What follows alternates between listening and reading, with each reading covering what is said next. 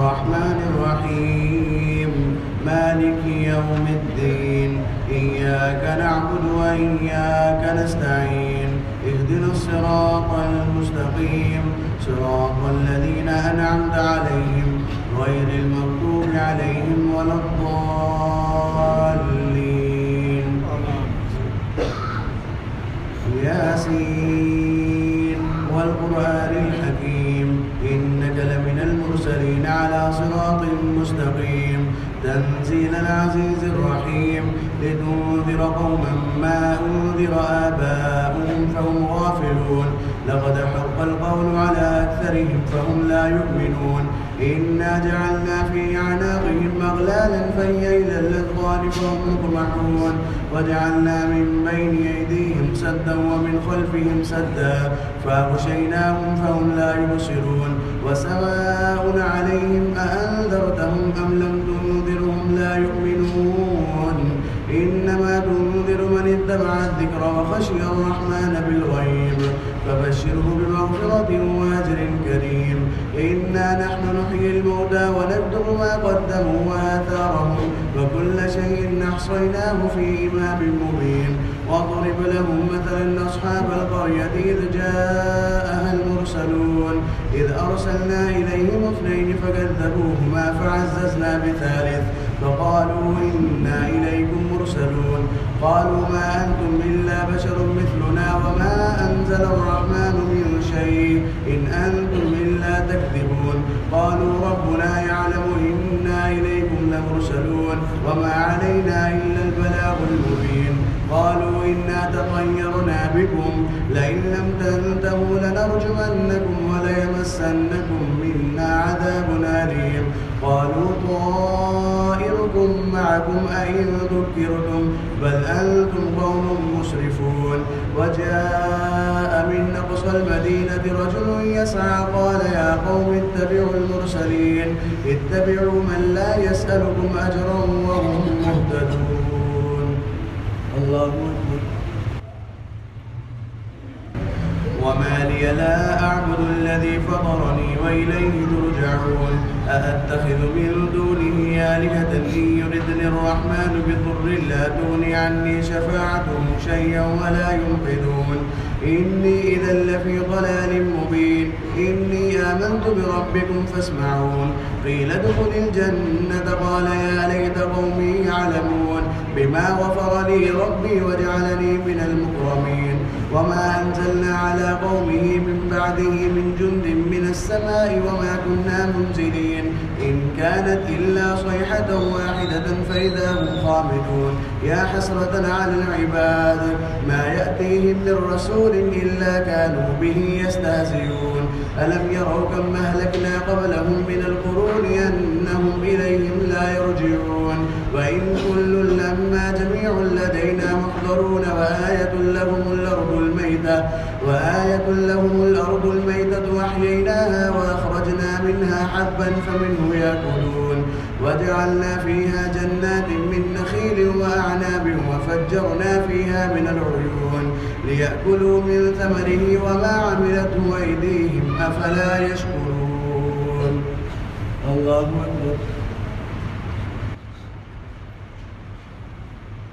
سبحان الذي خلق الأزواج كلها مما تنبت الأرض ومن أنفسهم ومما لا يعلمون وآية لهم الليل نسلخ منه النهار فإذا هم مظلمون والشمس تجري لمستقر لها ذلك تقدير العزيز العليم والقمر قدرناه منازل حتى عاد كالعرجون القديم لا الشمس ينبغي لها أن تدرك القمر ولا الليل سابق النهار وكل في فلك يسبحون وآية لهم أنا حملنا ذريتهم في الفلك المشحون وخلقنا لهم من مثله ما يركبون وإن نشأ نغرقهم فلا صريخ لهم ولا هم ينقذون إلا رحمة منا ومتاعا إلى حين وإذا قيل لهم اتقوا ما بين أيديكم وما خلفكم لعلكم ترحمون وما تأتيهم من آية من آيات ربهم إلا كانوا عنها معرضين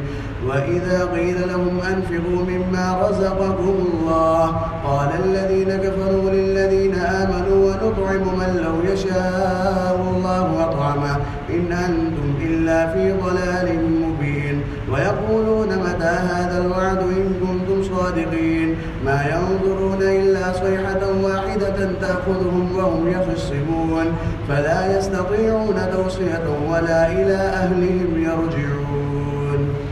الله أكبر.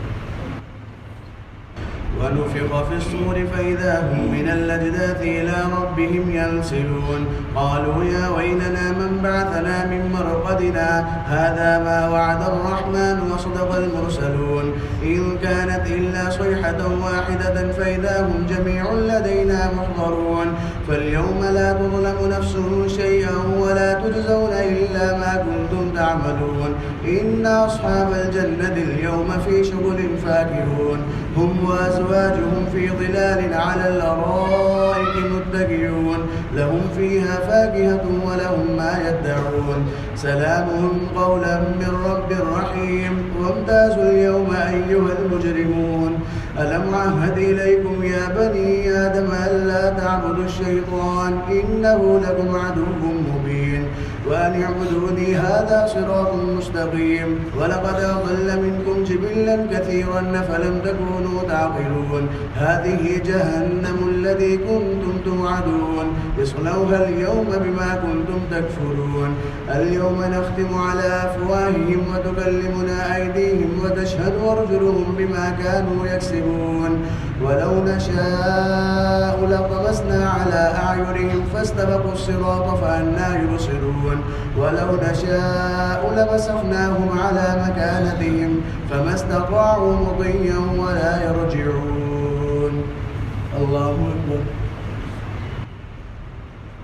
ومن نعمره ننكسه في الخلق أفلا يعقلون وما علمناه الشعر وما ينبغي له إن هو إلا ذكر وقرآن مبين لينذر من كان حيا ويحق القول على الكافرين أفلم يروا أنا خلقنا لهم مما عملت أيدينا أنعاما فهم لها مالكون وظللناها لهم فمنها ركوبهم ومنها يأكلون ولهم فيها منافع ومشارب أفلا يشكرون واتخذوا من دون الله آلهة لعلهم ينصرون لا يستطيعون نصرهم وهم لهم جند محضرون فلا يحزنك قولهم إنا نعلم ما يسرون وما يعلنون أولم ير الإنسان أنا خلقناه من نطفة فإذا هو خصيم مبين وضرب لنا مثلا ونسي خلقه قال من يحيي العظام وهي رميم قل يحييها الذي ينشأها أول مرة وهو بكل خلق عليم الذي جعل لكم من الشجر الأخضر نارا فإذا أنتم منه توقدون أوليس الذي خلق السماوات والأرض بقادر على أن يخلق مثلهم بلى وهو الخلاق العليم إنما أمره إذا أراد شيئا أن يقول له كن فيكون فسبحان الذي بيده ملكوت كل شيء وإليه ترجعون. الله أكبر. والصافات صفا فالزاجرات زجرا فالتاليات ذكرا إن إلهكم لواحد رب السماوات والأرض وما بينهما ورب المشارق إنا زينا السماء الدنيا بزينة الكواكب وحفظا من كل شيطان مارد لا يسمعون إلى الملأ الأعلى ويقذفون من كل جانب دحورا ولهم عذاب واصب إلا من خطف الخطفة فأتبعه شهاب ثاقب فاستفتهم أهم أشد خلقا من خلقنا إنا خلقناهم من طين لازب بل عجبت ويسخرون وإذا ذكروا لا يذكرون وإذا رأوا آية يستسخرون وقالوا إن هذا إلا سحر مبين أئذا متنا وكنا ترابا وعظاما أئنا لمبعوثون أو آباؤنا الأولون قل نعم وأنتم داخلون فإنما هي زجرة واحدة فإذا هم ينظرون وقالوا يا ويلنا هذا يوم الدين هذا يوم الفصل الذي كنتم به تكذبون احشروا الذين ظلموا وأزواجهم وما كانوا يعبدون من دون الله فاهدوهم إلى صراط الجحيم وقفوهم إنهم مسؤولون ما لكم لا تناصرون بل هم اليوم مستسلمون وأقبل بعضهم على بعض يتساءلون قالوا إنكم كنتم تأتوننا عن اليمين قالوا بل لم تكونوا مؤمنين وما كان لنا عليكم من سلطان بل كنتم قوما طاغين فحق علينا قول ربنا إنا لذائقون فأغويناكم إنا كنا غاوين فإنهم يومئذ في العذاب مشتركون إنا كذلك نفعل بالمجرمين إنهم كانوا إذا قيل لهم لا إله إلا الله يستكبرون ويقولون أئنا لتاركو آلهتنا لشاعر مجنون بل جاء بالحق وصدق المرسلين إنكم لذائق العذاب الأليم وما تجزون إلا ما كنتم تعملون إلا عباد الله المخلصين. الله أكبر.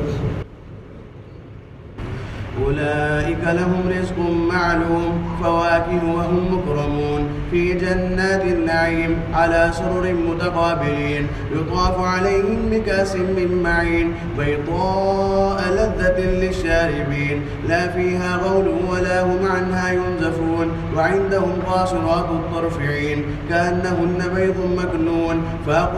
فأقبل بعضهم على بعض يتساءلون قال قائل منهم إني كان لي قرين يقول أئنك لمن المصدقين أئذا متنا وكنا ترابا وعظاما أئنا لمدينون قال هل أنتم مطلعون فاطلع فرآه في سواء الجحيم قال تالله إن كدت لتردين ولولا نعمة ربي لكنت من المحضرين أفما نحن بميتين إلا موتتنا الأولى وما نحن بمعذبين إن هذا لهو الفوز العظيم لمثل هذا فليعمل العاملون أذلك خير نزلا أم شجرة الزقوم إنا جعلناها فتنة للظالمين إنها شجرة تخرج في أصل الجحيم طلعها كأنه رؤوس الشياطين فإنهم لآكلون منها فمالئون منها البطون ثم إن لهم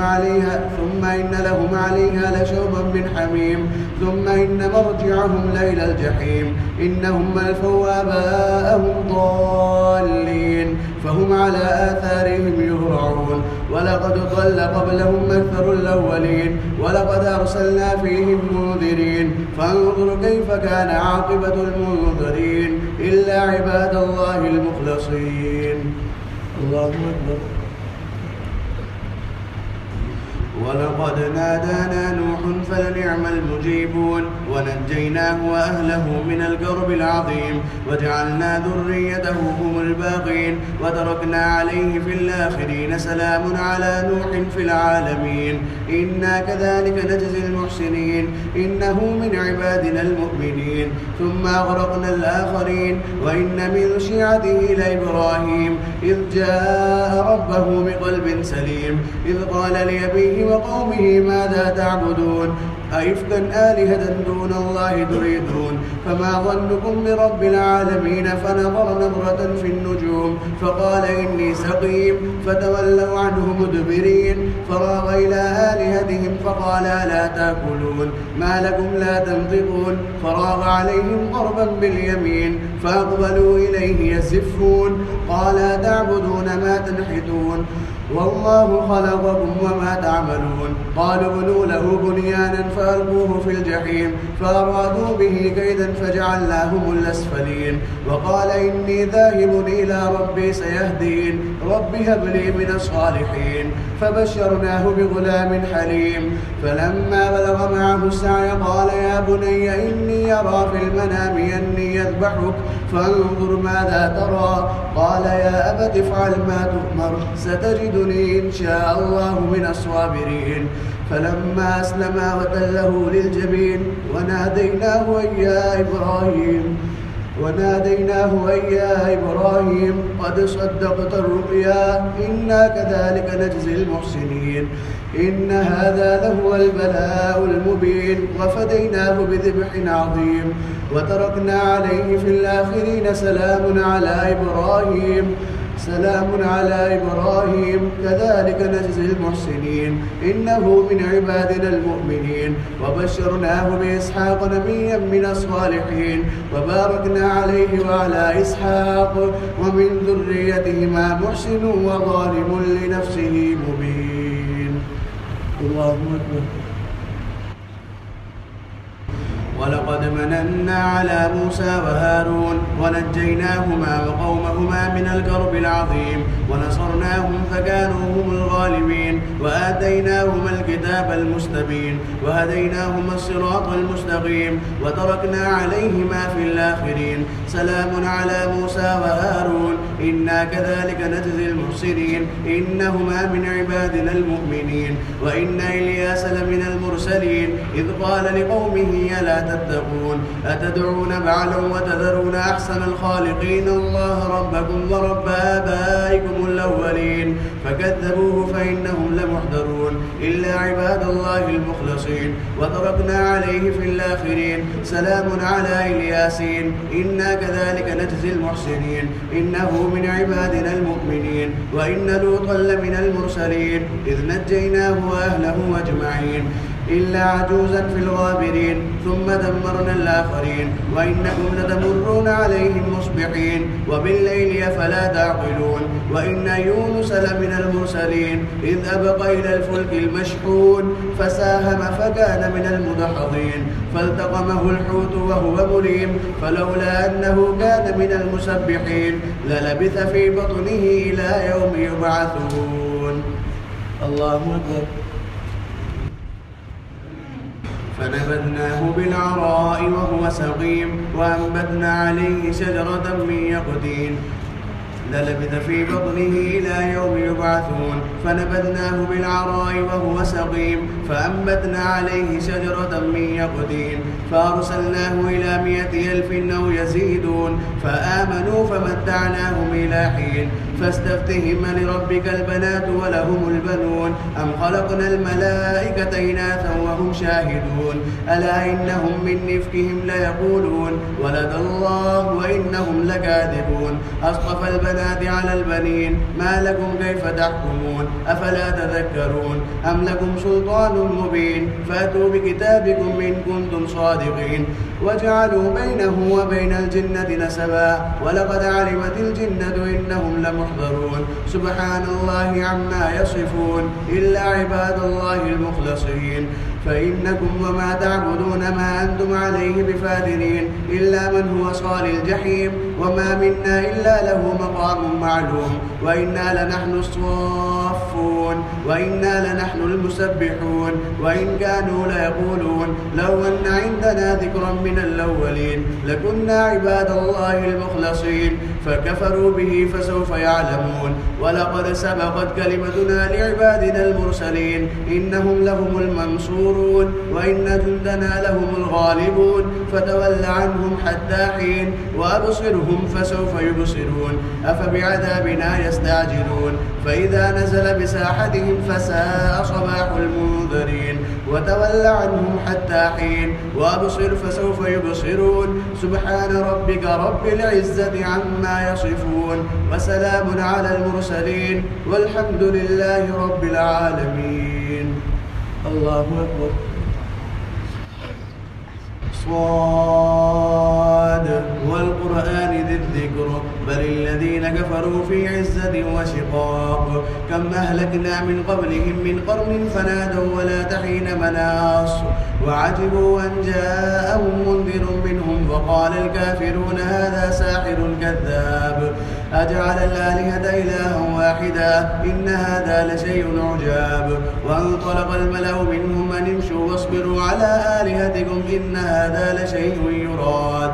ما سمعنا بهذا في الملة الآخرة إن هذا إلا اختلاق أأنزل عليه الذكر من بيننا بل هم في شك من ذكري بل لما يذوقوا عذاب أم عندهم خزائن رحمة ربك العزيز الوهاب أم لهم ملك السماوات والأرض وما بينهما فليرتقوا في الأسباب جند ما هنالك مهزوم من الأحزاب كذبت قبلهم قوم نوح وعاد وفرعون ذو الأوتاد وثمود وقوم لوط وأصحاب الأيكة أولئك الأحزاب إن كل إلا كذب الرسل فحق عقاب وما ينظر هؤلاء إلا صيحة واحدة ما لها من فواق وقالوا ربنا عجل لنا قطنا قبل يوم الحساب اصبر على ما يقولون واذكر عبدنا داود ذا الأيد إنه أواب.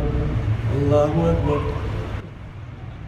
إنا سخرنا الجبال معه يسبحن بالعشي والإشراق والطير محشورة كل له أواب وشددنا ملكه وآتيناه الحكمة وفصل الخطاب وهل أتاك نبأ الخصم إذ تسوروا المحراب إذ دخلوا على داود ففزع منهم قالوا لا تخف خصمان بغى بعضنا على بعض فاحكم بيننا بالحق ولا تشطط واهدنا إلى سواء الصراط إن هذا أخي له 99 نعجة ولي نعجة واحدة فقال أكفلنيها وعزني في الخطاب قال لقد ظلمك بسؤال نعجتك إلى نعاجه وإن كثيرا من الخلطاء ليبغي بعضهم على بعض إلا الذين آمنوا وعملوا الصالحات وقليل ما هم وظن داود أنما فتناه فاستغفر ربه وخر راكعا وأناب. الله أكبر.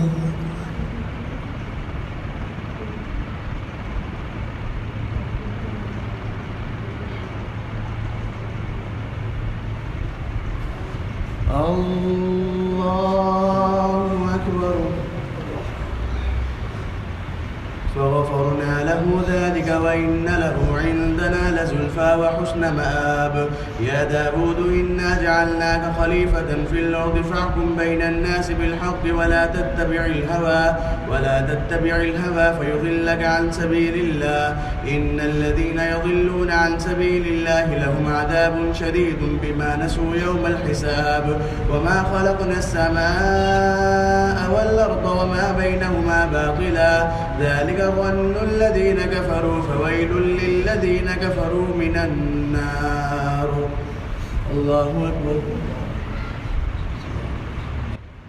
أم نجعل الذين آمنوا وعملوا الصالحات كالمفسدين في الأرض أم نجعل المتقين كالفجار كتاب أنزلناه إليك مبارك ليدبروا آياته وليتذكر أولو الألباب ووهبنا لداود سليمان نعم العبد إنه أواب إذ عرض عليه بالعشي الصافنات الجياد فقال إني أحببت حب الخير عن ذكر ربي حتى توارت بالحجاب ردوها عليه فطفق مسحا بالسوق والأعناق ولقد فتنا سليمان وألقينا على كرسيه جسدا ثم أناب قال رب اغفر لي وهب لي ملكا لا ينبغي لأحد من بعدي إنك أنت الوهاب فسخرنا له الريح تجري بأمره رخاء حيث أصاب والشياطين كل بناء وغواص وآخرين مقرنين في الأصفاد هذا عطاؤنا فامنن وامسك بغير حساب وإن له عندنا لزلفى وحسن مآب. الله أكبر. واذكر عبدنا أيوب إذ نادى ربه أني مسني الشيطان بنصب وعذاب اركض برجلك هذا مغتسل بارد وشراب ووهبنا له أهله ومثلهم معهم رحمة منا وذكرى لأولي الألباب وخذ بيدك ضغثا فاضرب به ولا تحنث إنا وجدناه صابرا نعم العبد إنه أواب واذكر عبادنا إبراهيم وإسحاق ويعقوب أولي الأيدي والأبصار إنا خلصناهم بخالصة ذكر الدار وإنهم عندنا لمن المصطفين الأخيار واذكر إسماعيل واليسع وذا الكفل وكل من الأخيار هذا ذكر وإن للمتقين لحسن مآب جنات عدن مفتحة لهم الأبواب متكئين فيها يدعون فيها بفاكهة كثيرة وشراب وعندهم قاصرات الطرف يطراب.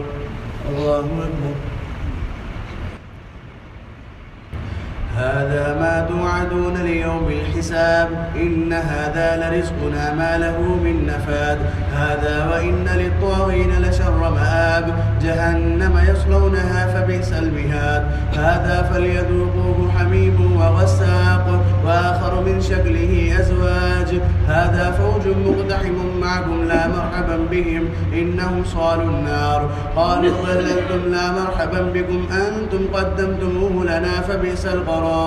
قالوا ربنا من قدم لنا هذا فزده عذابا ضعفا في النار وقالوا ما لنا لا نرى رجالا كنا نعدهم من الأشرار اتخذناهم سخريا أم زاغت عنهم الأبصار إن ذلك لحق تخاصم أهل النار قل إنما أنا منذر وما من إله إلا الله الواحد القهار رب السماوات والأرض وما بينهما العزيز الغفار قل هو نبأ عظيم أنتم عنه معرضون ما كان لي من علم بالملأ إلا على إذ يختصمون إن يوحى إلي إلا أنما أنا نذير مبين. الله أكبر. إذ قال ربك للملائكة إني خالق بشرا من طين فإذا سويته ونفخت فيه من روحي فقعوا له ساجدين فسجد الملائكة كلهم أجمعون إلا إبليس استكبر وكان من الكافرين قال يا إبليس ما منعك أن تسجد لما خلقت بيدي أستكبرت أم كنت من العالين قال أنا خير منه خلقتني من نار وخلقته من طين قال فاخرج منها فإنك رجيم وإن عليك لعنتي إلى يوم الدين قال رب فانظرني إلى يوم يبعثون قال فإنك من المنظرين إلى يوم الوقت المعلوم قال فبعزتك لأغوينهم أجمعين إلا عبادك منهم المخلصين قال فالحق والحق أقول لأملأن جهنم منك وممن تبعك منهم أجمعين قل ما أسألكم عليه من أجر وما أنا من المتكلفين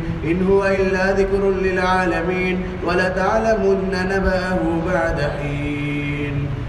الله أكبر. تنزيل الكتاب من الله العزيز الحكيم إنا أنزلنا إليك الكتاب بالحق فاعبد الله مخلصا له الدين ألا لله الدين الخالص والذين اتخذوا من دونه أولياء ما نعبدهم إلا ليقربونا إلى الله زلفى إن الله يحكم بينهم فيما هم فيه يختلفون إن الله لا يهدي من هو كاذب كفار لو أراد الله أن يتخذ ولدا لاصطفى مما يخلق ما يشاء سبحانه هو الله الواحد القهار خلق السماوات والأرض بالحق يكفر الليل على النهار ويكفر النهار على الليل وسخر الشمس والقمر كل يجري لأجل مسمى ألا هو العزيز الغفار خلقكم من نفس واحدة ثم جعل منها زوجها وأنزل لكم من الأنعام 8 أزواج يخلقكم في بطون أمهاتكم خلقا من بعد خلق في ظلمات 3 ذلكم الله ربكم له الملك لا إله إلا هو فأنى تصرفون إن تكفروا فإن الله غني عنكم ولا يرضى لعباده الكفر وإن تشكروا يرضه لكم ولا تزر وازرة وزر أخرى ثم إلى ربكم مرجعكم فينبئكم بما كنتم تعملون إنه عليم بذات الصدور. الله أكبر. وإذا مس الإنسان ضر دعا ربه منيبا إليه ثم إذا خوله نعمة منه نسي ما كان يدعو إليه من قبل وجعل لله أندادا ليضل عن سبيله قل تمتع بكفرك قليلا إنك من أصحاب النار أمن هو قانت آناء الليل ساجدا وقائما يحذر الآخرة ويرجو رحمة ربه قل هل يستوي الذين يعلمون والذين لا يعلمون إنما يتذكر أولو الألباب قل يا عباد الذين آمنوا اتقوا ربكم للذين أحسنوا في هذه الدنيا حسنة وأرض الله واسعة إنما يوفى الصابرون أجرهم بغير حساب قل إني أمرت أن أعبد الله مخلصا له الدين وأمرت لأن أكون أول المسلمين قل إني أخاف إن عصيت ربي عذاب يوم عظيم قل الله أعبد مخلصا له ديني فاعبدوا ما شئتم من دوني قل إن الخاسرين الذين خسروا أنفسهم وأهليهم يوم القيامة ألا ذلك هو الخسران المبين الله أكبر لهم من فوقهم ظلل من النار ومن تحتهم ظلل ذلك يخوف الله به عباده يا عباد فاتقون والذين اجتنبوا الطاغوت أن يعبدوها وأنابوا إلى الله لهم البشرى فبشر عباد الذين يستمعون القول فيتبعون أحسنه أولئك الذين هداهم الله وأولئك هم أولو الألباب أفمن حق عليه كلمة العذاب أفأنت تنقذ من في النار لكن الذين اتقوا ربهم لهم غرف من فوقها غرف مبنية تجري من تحتها الأنهار وعد الله لا يخلف الله الميعاد ألم تر أن الله أنزل من السماء ماء فسلكه ينابيع في الأرض ثم يخرج به زرعا مختلفا ألوانه ثم يهيج فتراه مصفرا ثم يجعله حطاما إن في ذلك لذكرى لأولي الألباب أفمن شرح الله صدره للإسلام فهو على نور من ربه فويل للقاسية قلوبهم من ذكر الله أولئك في ضلال مبين الله نزل أحسن الحديث كتابا متشابها مثانية تقشعر منه جلود الذين يخشون ربهم ثم تلين جلودهم وقلوبهم إلى ذكر الله ذلك هدى الله يهدي به من يشاء ومن يضلل الله فما له من هاد